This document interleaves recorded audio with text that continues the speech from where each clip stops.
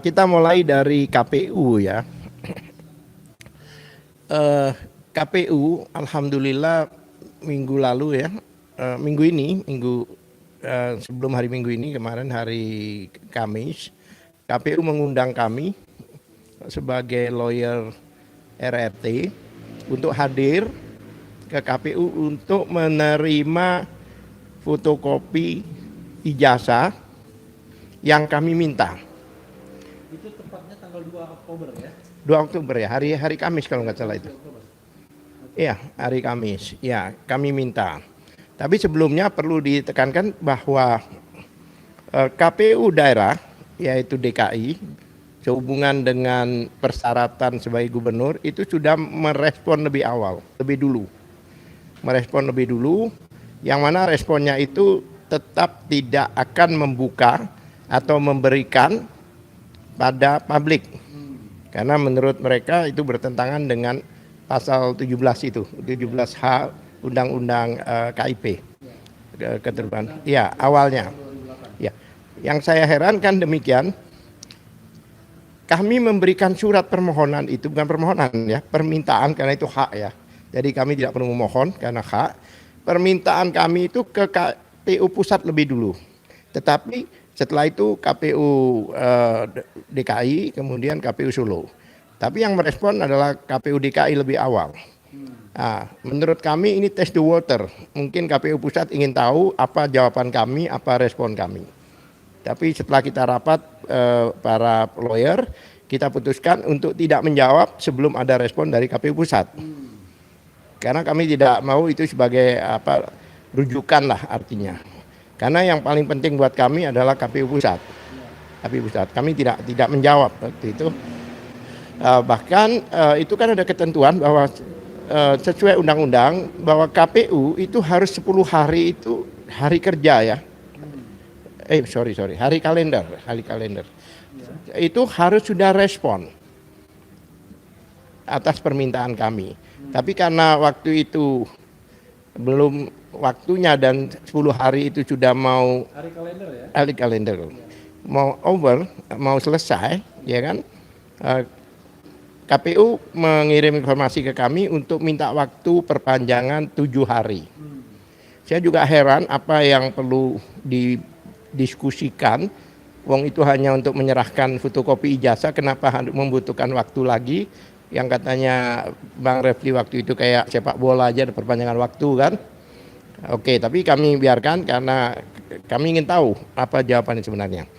Tanggal 2 kemarin kami hadir, ya kan, siang kami hadir dan kami diterima oleh beberapa petugas sana ke KPU, bukan komisioner ya, karena sudah dilimpahkan ke bukan, karena kami mengajukannya itu ke pejabat informasi dokumen. Itu bukan ke PPID ya kan. Itu kami karena minta itu ya memang bukan ke komisioner, kami minta ke PPID. Petugas PPID, bukan petugas, bahkan katanya itu koordinator PPID-nya sendiri menemui kami dan menyampaikan pada kami bahwa ini yang saudara minta diberikan, kemudian kami terima, kami pelajari.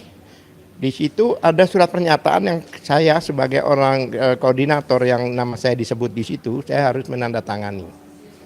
Saya harus menandatangani bahwa telah terima legalitas, saya bilang bukan legalitas, saya bilang sudah menerima saya suruh ganti adalah persyaratan yang digunakan. Saya tidak mau legalitas seolah-olah saya menerima legalitas bahwa itu sudah legal. Saya minta ganti untuk ditik ulang surat pernyataan itu yang mengatakan ini saya telah menerima adalah fotokopi ijazah yang merupakan persyaratan yang diajukan waktu itu. Kami terima, kami pelajari dan kami diskusikan. Dan kami sempat bertanya kok kecil gitu loh ijazahnya itu. Saya bilang ini apakah ijazah yang diterima atau fotokopi itu seukuran ini? Karena kalau kami cek materinya kecil banget gitu loh. Ya kan, kami punya materi pembanding. Dia bilang diakui memang kami perkecil. Tidak tahu apa alasannya, kami perkecil dan di situ ada beberapa yang ditutup. dicoret. Ya. Contohnya tanggal lahir, kemudian nomor dari ijazah itu, kemudian tanda tangan rektor dan dekan kalau nggak salah itu dihapus, dan penanda tangan dari yang melegalisir. Saya bertanya, apakah dari awal Ibu mengikuti ini? Mengikuti dalam penerimaan dan sebagainya? Iya, saya bertanya, apakah ijazah ini dikonfirmasikan atau diverifikasi ke UGM? Dikatakan tidak, mereka tidak pernah mengkonfirmasi ke UGM. Yang ini yang membuat saya heran. Kenapa bahkan ini suatu dokumen penting, suatu persyaratan menjadi presiden, tapi tidak dikonfirmasikan pada pembuatnya? Alasan mereka, kami percaya dengan legalisir itu. Ini menarik. Lah, setelah itu kami tanya berikutnya, apakah pada waktu kalian menerima ini fotokopi ijazah itu, apakah ditunjukkan aslinya untuk diverifikasi? Juga tidak. Jadi inilah yang kami terima dan kami percaya karena sudah dilegalisir, karena persyaratan di dalam ketentuan menurut mereka itu tidak harus menunjukkan asli, tapi cukup fotokopi ijazah yang dilegalisir. Iya, terlepas dari keanehan itu ya, ukurannya lebih kecil, kemudian ditutup pula legalisirnya siapa, kemudian ada beberapa informasi yang juga ditutup. Yang ingin kita tanyakan adalah firm bahwa yang disampaikan oleh pihak Jokowi ini untuk Pilpres 2019 yang saya dengar.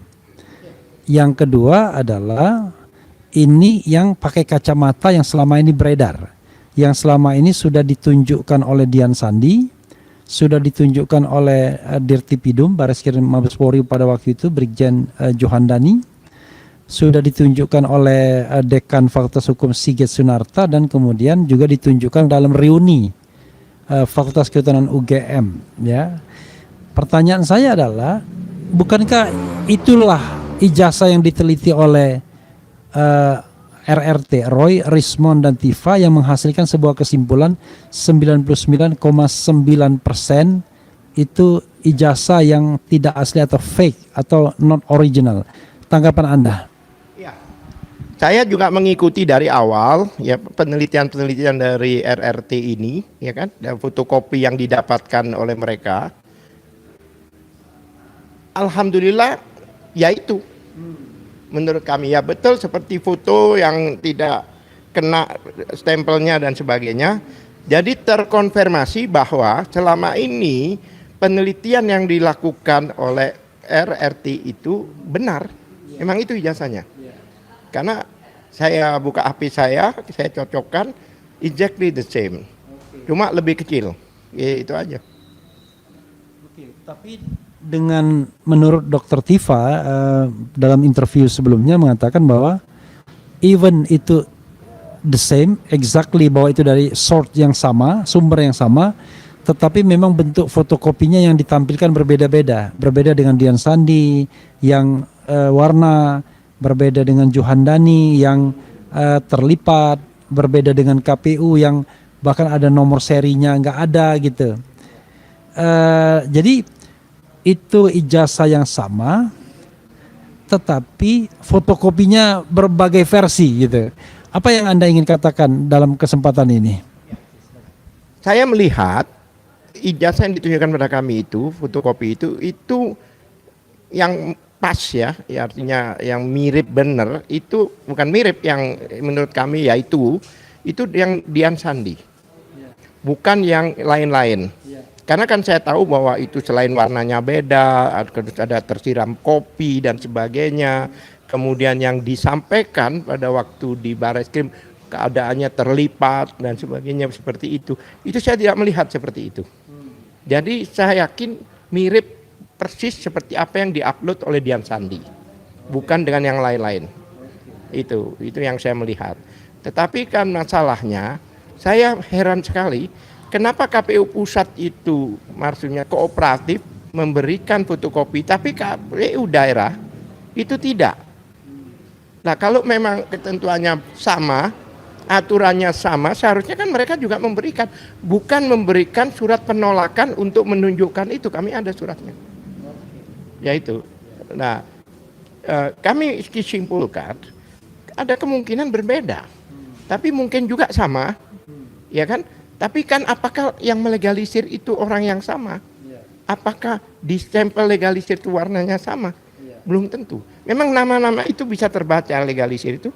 Ada nama-nama yang bisa terbaca, title-nya, kemudian bisa dilihat di situ mungkin, di akhir itu, ya kan? Ya. Makanya yang saya melihat ya mungkin isu-isu yang dugaan dibuat, ijazah ini dibuat pada saat mengajukan posisi gubernur, waktu itu ada yang pasar pramuka dan sebagainya, ya kan?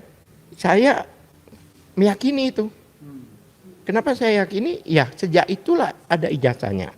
Karena yang di Solo, konon kabarnya kan tidak ada ijazah. Yang di Solo itu. Apakah sama? Jadi kami harus mendapatkan tiga-tiganya. Kalau jika dari tiganya itu ada satu yang berbeda, berarti ada yang palsu. Jadi pengertiannya begini, kan yang paling penting adalah dokumen itu digunakan untuk pencalonan, baik wali kota, gubernur maupun presiden. Dan Bro Al-Kathiri requires ya, itu harus sama, dari source yang sama, dari sumber yang sama kan, wali kota sumber yang sama, kemudian gubernur sumber yang sama, presiden sumber yang sama. Kalaupun barangkali kualitas fotokopinya berbeda, kan bisa jadi kan, ada yang fotokopinya kotor barangkali, dan juga tentu berbeda-beda pula pejabat yang melakukan legalisirnya, bisa jadi berbeda karena dekannya dalam kurun waktu yang hampir 20 tahun itu bisa jadi sudah berbeda. Pertanyaannya adalah kalau seandainya itu sama semua, source-nya nggak ada masalah. Tapi kalau source-nya ternyata berbeda-beda, let's say ternyata ada versi lain yang disampaikan oleh KPU, oleh tim kepada KPU Solo misalnya, atau KPU DKI, atau Pilpres 2014, ternyata berbeda dengan yang disampaikan dengan Pilpres 2019, walaupun gambarnya sama, kemudian katakanlah informasinya sama, tapi misalnya tata letaknya berbeda misalnya, kan sudah berbeda. Karena source-nya kan harus sama, sumbernya harus sama. Misalnya letak huruf overlapping antara huruf dengan cap UGM-nya misalnya. Apa pendapat Anda dan apa yang ingin Anda katakan kalau ternyata memang ada yang berbeda? Ya. Meskipun kami sudah menerima fotokopi dari KPU pusat, tapi kami tetap meminta dari KPU daerah, baik itu DKI Jakarta maupun Surakarta. Untuk apa? Untuk kita memverifikasi apakah sama antara, karena ini kan sumbernya sama, tahun lulusnya sama, orangnya sama, semuanya sama. Kalau di situ ternyata ada perbedaan, berarti kan ada kejanggalan. Kalau ada kejanggalan, ya pasti ada sesuatu yang tidak asli di situ. Iya. Oke. Artinya ya, walaupun barangkali diklaim ada yang asli, mungkin diklaim ya kan. Tetapi kalau ada yang beredar artinya sudah ada penggunaan dokumen palsu gitu ya. Apakah ini sebuah tindak pidana menurut pasal 263 KUHP atau bagaimana menurut Anda? Ini dokumen ini kan dokumen formil ya, itu 263, 264 yang jelas dan 266 itu. Ya. Kalau memang ada beda satu sama lain kan berarti ada satu yang dipalsukan, otomatis unsur dari pasal 2 sumbernya ya, bukan hanya sekedar fotokopi. Iya, jadi siapapun juga yang selama ini mengkonfirmasi kebenaran ijazah itu ternyata ditemukan itu tidak asli dan ditemukan ada sesuatu fake di situ, ya itu semua orang yang mengatakan yang selama ini dari UGM dan KPU dan sebagainya itu semua dapat dikenakan pasal 55 Undang-Undang Pidana, KUH Pidana. Karena apa? Keikutsertaan dalam melakukan tindak pidana. Termasuk yang memberikan informasi selama ini Jika tidak benar, termasuk yang melapor dan sebagainya, itu bisa dikenakan. Gitu di 555 itu. Ya pastilah itu pasti unsurnya adalah masuk di dalam unsur 264, 266 dan sebagainya. Apakah ini bisa terkena kepada Presiden Jokowi juga? Misalnya ya, katakanlah ya dia hanya pasif, tapi yang aktif adalah tim suksesnya. Walaupun kemudian orang mengatakan ya kan juga atas sepengetahuan dia kan yang menyimpan ijazah itu dia. Silakan. Ya, Jokowi ini kan pelaku utama. Ya otomatis dong. Wong yang lain bisa kena keikutsertaan, masa pelaku utama. Tidak ada keikutsertaan kalau tidak ada pelaku utama. Ya, lah Jokowi sendiri menyatakan bahwa dia si Dian Sandi mendatangi Jokowi untuk minta maaf karena dia meminta maaf, ini statement Jokowi, karena dia telah mengupload ijazah saya. Statement Dian Sandi. Iya, ya yang dia statement yang mengatakan bahwa Jokowi mengakui bahwa ijazah itu adalah ijazah saya. Berarti kan diakui bahwa ijazah yang sekarang ini beredar itu adalah ijazah Jokowi yang diakui oleh Jokowi sendiri. Oke, ya. Jadi saudara sekalian, KPU itu adalah sebuah clue. Nah, sebagai lawyer ya kan tentu Anda berkepentingan untuk menyelamatkan klien Anda dari upaya kriminalisasi. Dengan adanya ijazah yang sudah dirilis KPU ini dan persis sebagaimana yang diteliti Roy Rismond, Dr. Tifa selama ini, what's next? Apa yang ingin Anda lakukan selanjutnya? Baik dalam konteks melindungi klien Anda dari kemungkinan kriminalisasi maupun dalam hal mengungkap kebenaran sejati mengenai dugaan ijazah palsu ini. Silakan. Ya, kami telah melakukan usaha. Contohnya kami ajukan surat untuk minta audensi di beberapa lembaga terkait, contohnya DPR, kemudian Ombudsman dan sebagainya. Dan DPR kemarin sudah menerima kami walaupun itu hanya satu fraksi ya. Yang mana ada beberapa fraksi yang kita masukkan untuk audensi, baru satu fraksi itulah yang menerima kita untuk audensi. Pasti mereka mempunyai tanggung jawab moral untuk tetap menindaklanjuti ini. Tidak bisa hanya menerima kami dan dianggap selesai. Dan semua itu kami sampaikan di DPR itu. Ya. Dan bahkan kami menduga begitu kami di DPR waktu itu hari Selasa kalau nggak salah kita itu berbicara di fraksi PKS, semuanya kami berikan pelanggaran-pelanggaran yang dilakukan oleh kepolisian, baik oleh KPU dan sebagainya. 2 hari setelah itu KPU mengundang kami untuk mengambil fotokopi dari ijazah itu. Karena ini mau tidak mau DPR tidak bisa lepas tangan karena DPR sudah menerima kami, ya kan, dan berjanji untuk memfollow up untuk ditingkatkan lebih tinggi RDP ya di Komisi 3. RDPU. Ya. Yang disampaikan oleh KPU itu fotokopi dari fotokopi yang sudah dilegalisir atau bagaimana? Karena saya melihat stempel dari legasinya itu berwarna, itu kayaknya di scan. Karena berwarna kan, kalau fotokopi kan biasanya tidak berwarna. Itu di scan. Ya memang ya, yang menarik lagi mungkin buat mereka nothing tulus, memang ijazah itu sudah beredar. Dengan dikeluarkannya itu kan nothing tulus, berarti masyarakat tidak bisa mengejar-ngejar seolah-olah demikian. Tapi faktanya kan walaupun ditutup, yang sedangkan yang diteliti oleh orang-orang ini lebih lengkap, bahkan nomornya dan namanya dan sebagainya tidak ada yang tertutupi, ya kan? Nah, yang kami soroti sebagai orang hukum adalah legalisasi itu, legalisir itu. Ya itu perlu kami telusuri apa betul yang bersangkutan itu yang menandatangani, karena bukan dekan, bukan rektor di situ orang lain. Ini siapa? Biasanya kan langsung ya ini. Kemudian kita samakan nanti dengan yang di DKI dan sebagainya. Nah, sedangkan langkah hukum yang kami lakukan, saya juga katakan berkali-kali bahwa tidak ada tindak pidana yang dilakukan oleh RRT ini. Karena setiap kami konfirmasikan tindak pidana apa yang dilakukan oleh mereka, yang bersangkutan bahkan Kanit pun tidak bisa menjawab. Ya, jadi Penyidik mau kan begini, kami bertanya, selama ini kalian telah melakukan penyelidikan. Yang mana penyelidikan itu adalah mencari tindak pidananya. Jika memang ditemukan tindak pidananya, maka ditingkatkan penyidikan. Nah, saya bertanya, selama ini penyelidikan itu apa yang Anda temukan? Pasal berapa yang dikenakan? Contohnya, kalau 310 itu kan ada satu ayat 3 menyatakan demi kepentingan umum maka tidak ada tindak pidana. Itu 310. Pasal berapa lagi? Ya kan? Untuk yang pasal 27A itu harus terbukti dulu pasal 310. 27A Undang-Undang ITE itu harus terbukti dulu yang 30 itu.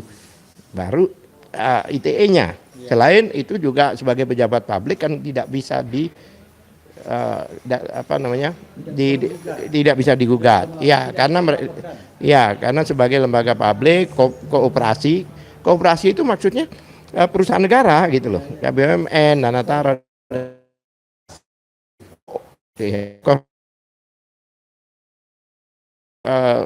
perusahaan publik ya, bukan perusahaan publik, perusahaan negara, lembaga negara dalam, iya, institusi publik.